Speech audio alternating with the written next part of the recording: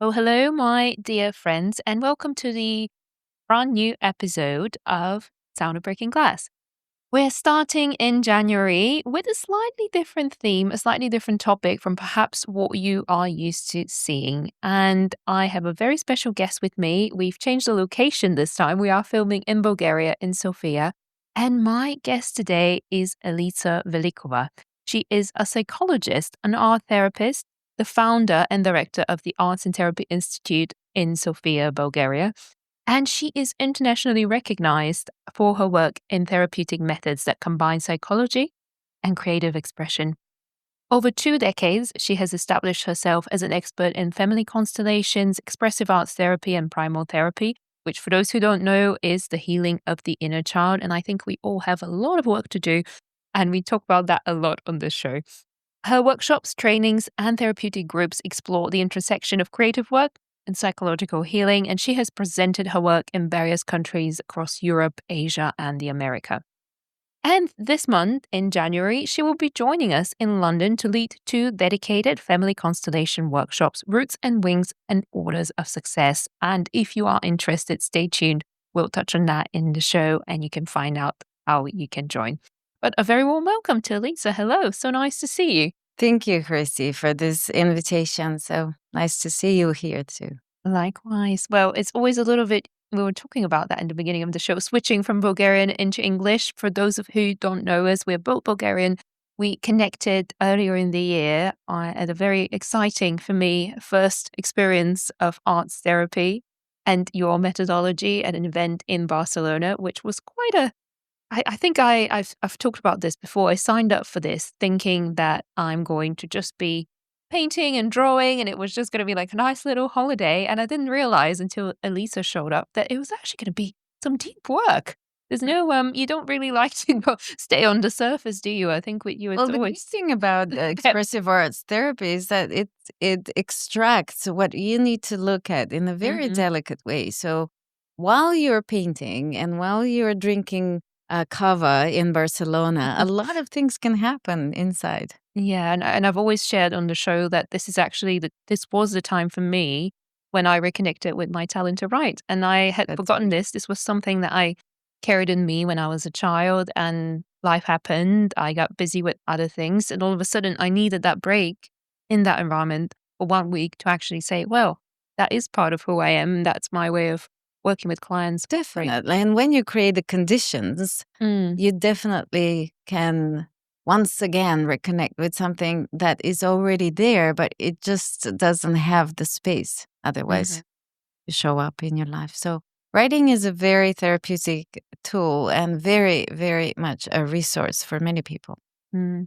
Well, I was actually going to go all the way back to when you started because you are a trained psychologist, you studied psychology. And I mentioned at the beginning when we were chatting behind camera that a lot of the guests that come on the show, they've changed their careers, they've switched lanes, they've probably started something on the side, which became a full-time job. But you have always been dedicated to psychology. So I think for me, it's interesting to see an example of somebody who knew exactly from the outset where they were going. And it sounds like you're still very much dedicated, even though you've added new, perhaps, modalities and ways to work with people. I would say that it found me because in the beginning, when I just graduated high school, I wanted to study Japanese literature and Japanese language. So I started to go to university courses about that. And then, of course, at some point, there was an invitation for me to go to a seminar. I was taking a journalist course, so I had to write an article, and I went to a place to write an article about a guy who was coming to do breath work. That was in 1999, so breath work was nothing that was heard of here. And so it was an American guy, and I was not familiar with the work itself either. So the moment I walked into the room and I saw this guy, something got very touched in me about the appearance. And I got very attracted to the way this person works, to the breath work itself, and mostly to the topic of your own depths. somehow I got drawn into pursuing that type of work, self-investigation. And then from there, of course, I wanted to study more. And so I went to the UK. I graduated. My bachelor's was in London. And then I started to pursue a career in art therapy in the States. I would still want to go there to study if I start from the beginning. But at that time, they did not give me a visa. Being from Eastern Europe, that was hard. And I would say that what turned out to be a curse became a blessing, because actually after that, I went to Switzerland and I studied expressive arts therapy there. So, long story short, it found me. I never had a question once I started to work on myself. And did you know from the outset it was arts therapy specifically, not just psychology? Or is that something that became evident as you started working with people? This is how it happened.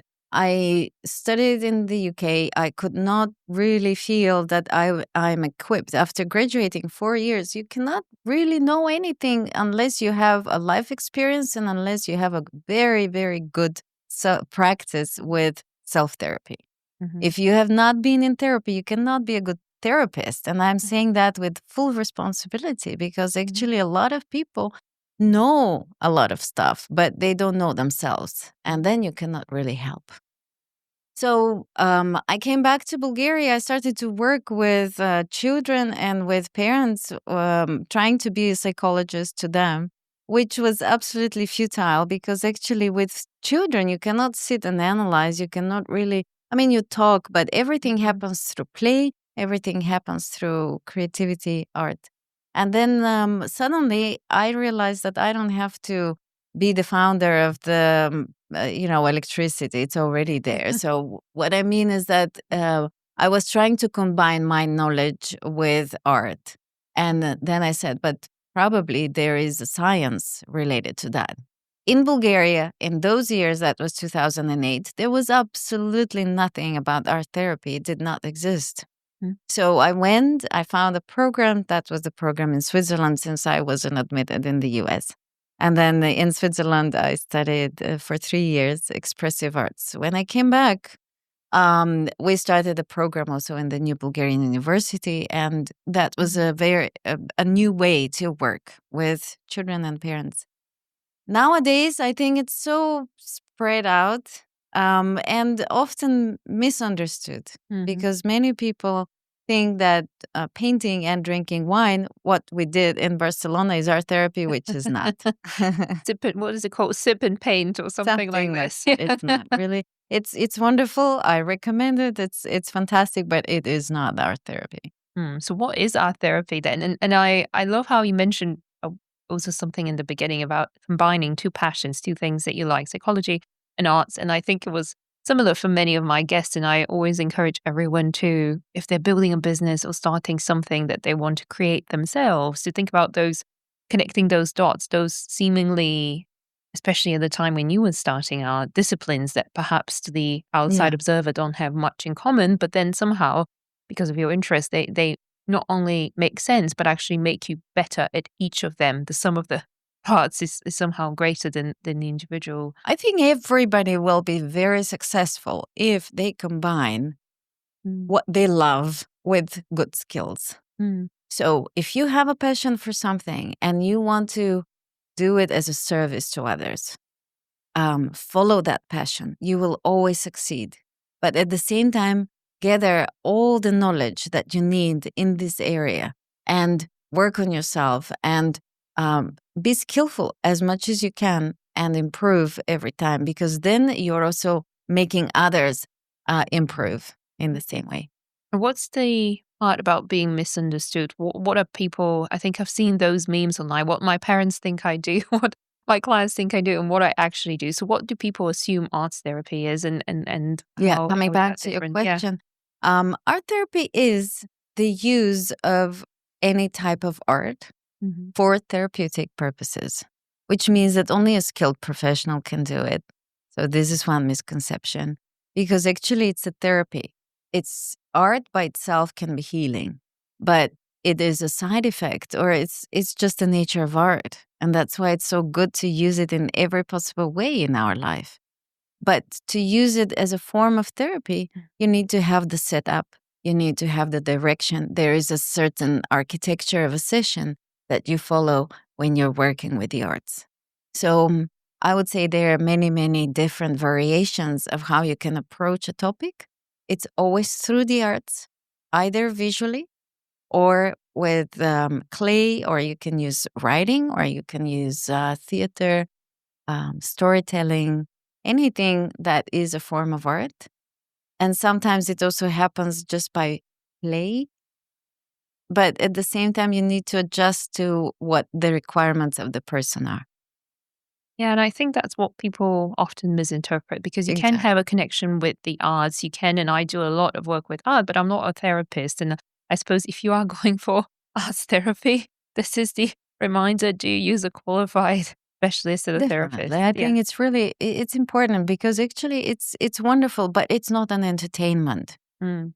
It can be very mm, enjoyable while you're doing art therapy, Mhm. but it's not necessary. Sometimes there are a lot of topics that come up, especially if you're dealing with topics of grief or loss or abuse, and Mhm. difficult things that are currently happening either in the past or in the present. So you need to have a skilled professional, and then art is just one of the doors through Mhm. which you enter into the topic. What about family constellations? Because that is the other modality that you're very well known for. And I know that you've been working with family constellations way before it became very trendy and popular. And I think these days, information travels so far. I know that there are some people who've never heard of it, and they probably think it's something to do with your family, Yep. which maybe is part of the answer. But perhaps for those who've never heard, can we just explain what family constellations are and how that became part of your practice?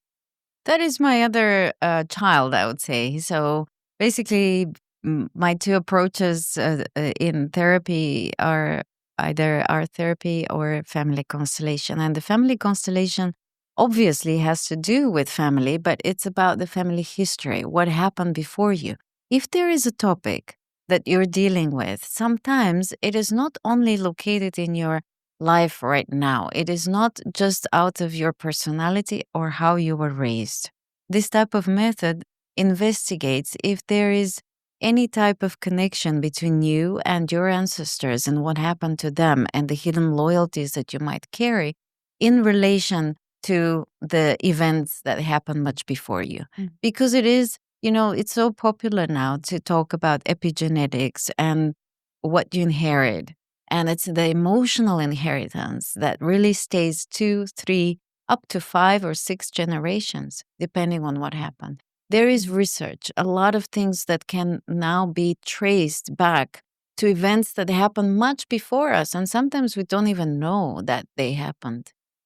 We can discover them through the prism of family constellation and through a lot of observations. The founder of that method, Bert Hellinger, actually discovers a lot of orders. We call them orders, but they are just observations of common things that affect the family and that can lead either to a good flow of abundance, love, health, or of course it can lead to some distortions.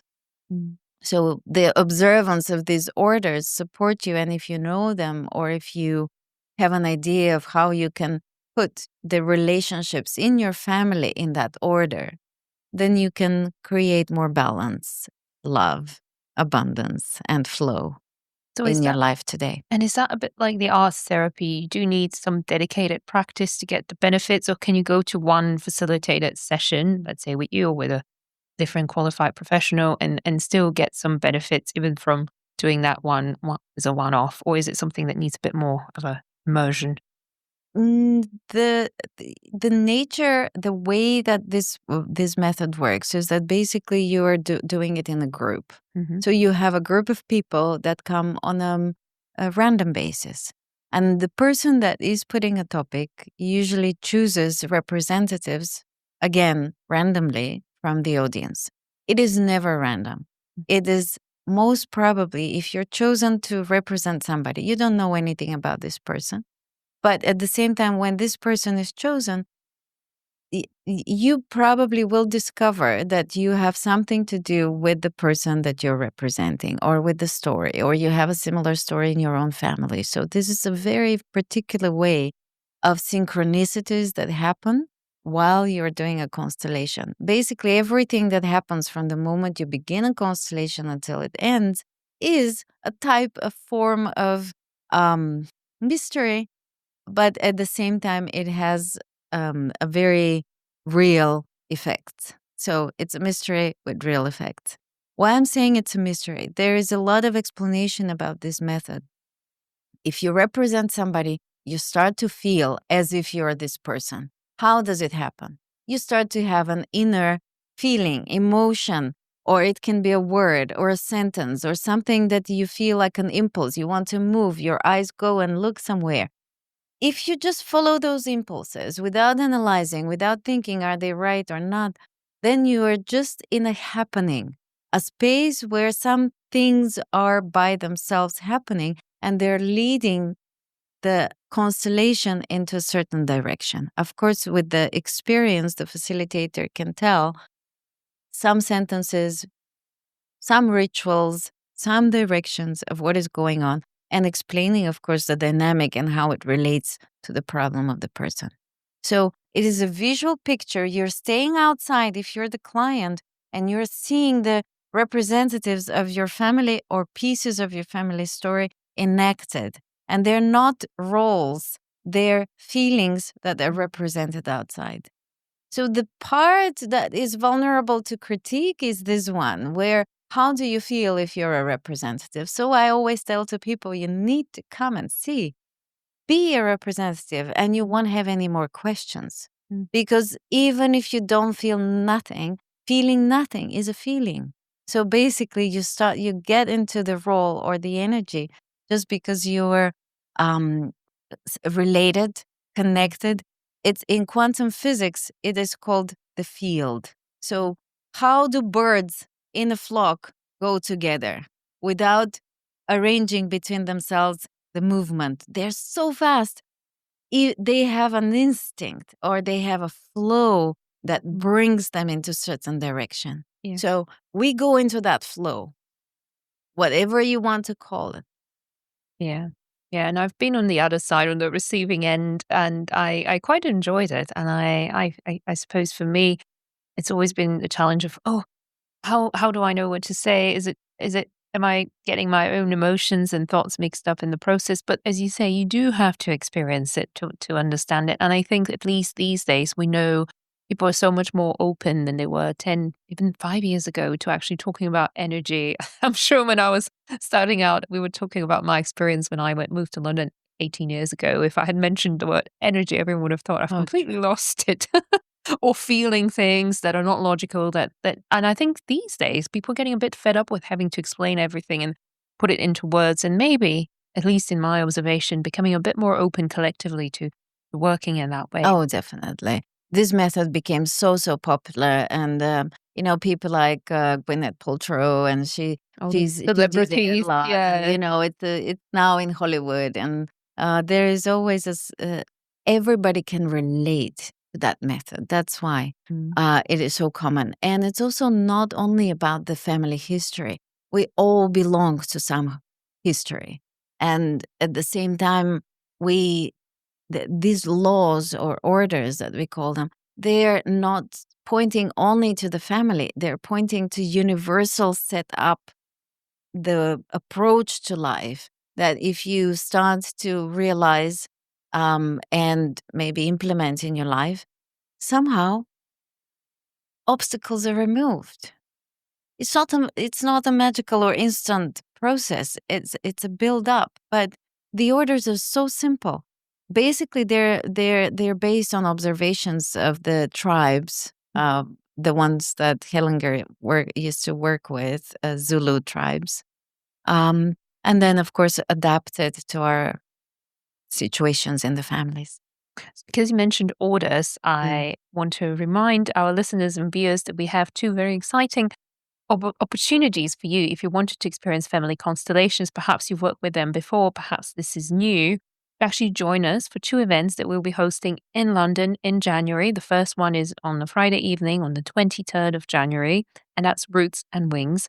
And the second one is on the 25th of January. It's a Sunday afternoon, again, some cozy downtime to explore one of these orders that you mentioned, the orders of success, or in other words, what is behind our ability or lack of abundance, wealth, flow, as you described it. So how was because I know you've done similar practices before, you've been doing this for many years, Roots and Wings, what does that mean to you? And how can one use that framework to perhaps work on things that they haven't consciously thought about? Yeah, it's a metaphor. If basically, for many people, roots are your base, your ancestors, where you come from, your history, what you stand on.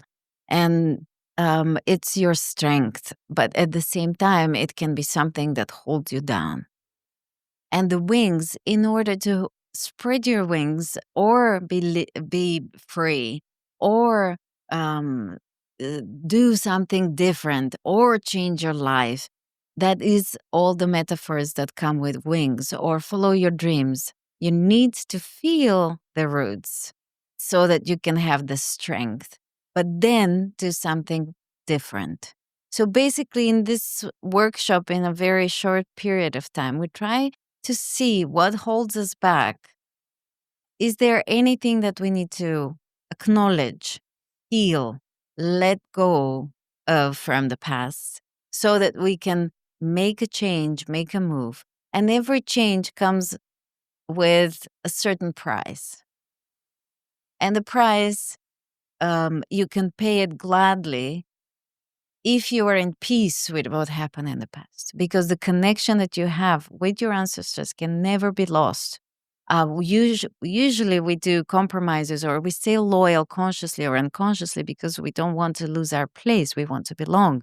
And if you do something different, if you change something, then you are in this state where you might feel, oh, I'm losing my belonging. I'm more by myself because everybody else before me was unhappy. Now, how can I be happy?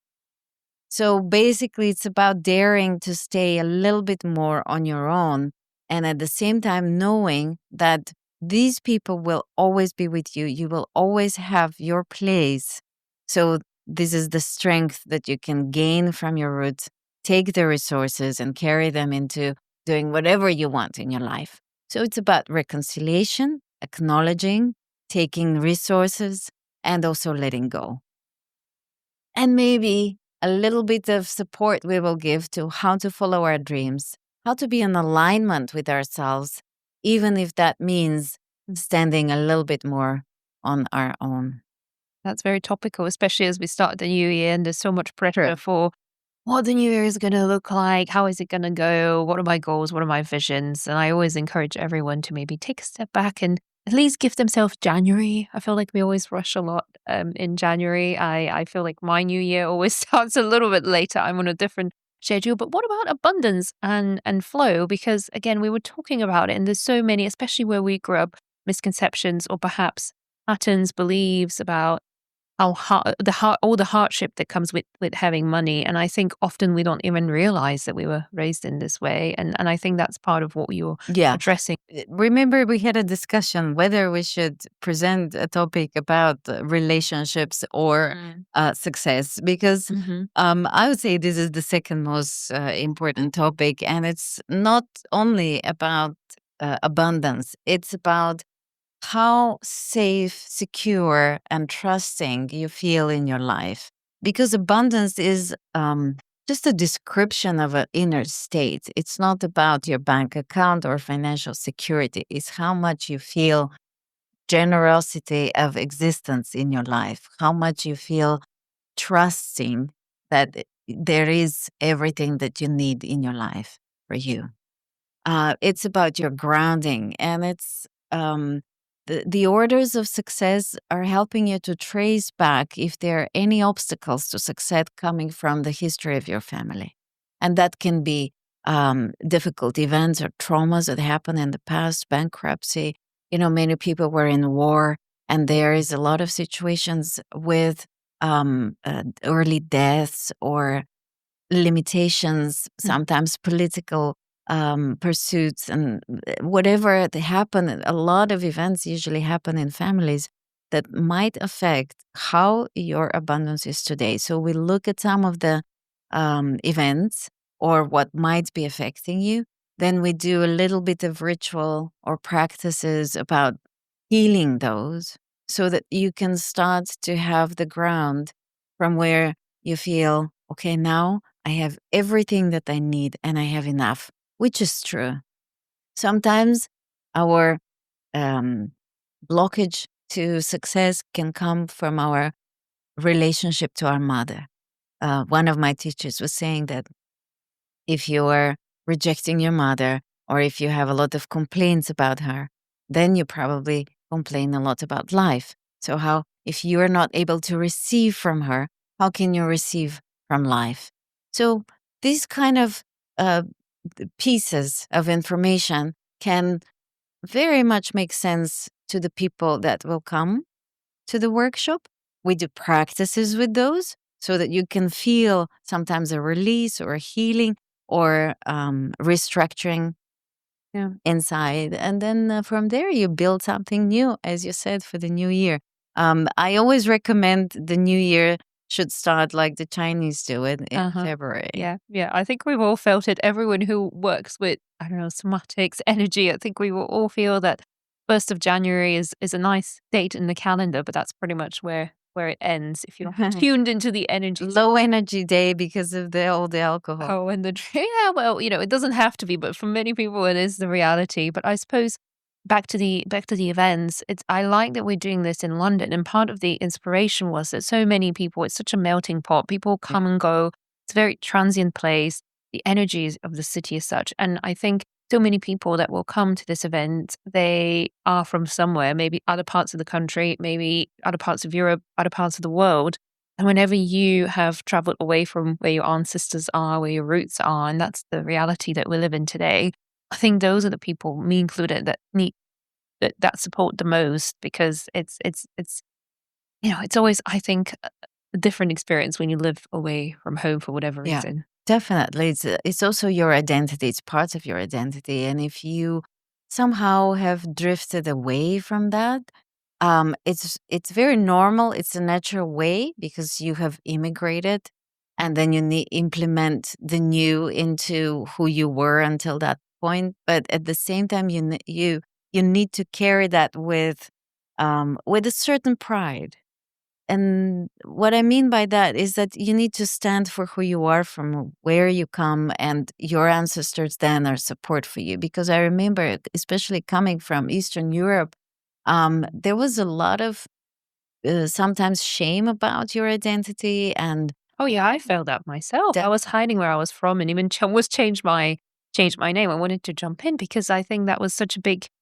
I was making myself small in so many ways, and I only realized that later after exactly alcohol therapy, even though maybe it wasn't as such, but labeled as such, but a lot of inner work to realize why that was not very helpful. Definitely. And of course, if you can mask it in a very good way. At the same time, if you feel deficiency about your place of origin, um, if you feel deficient about that, it means that somehow you will think of yourself less and you will receive or attract less in your life.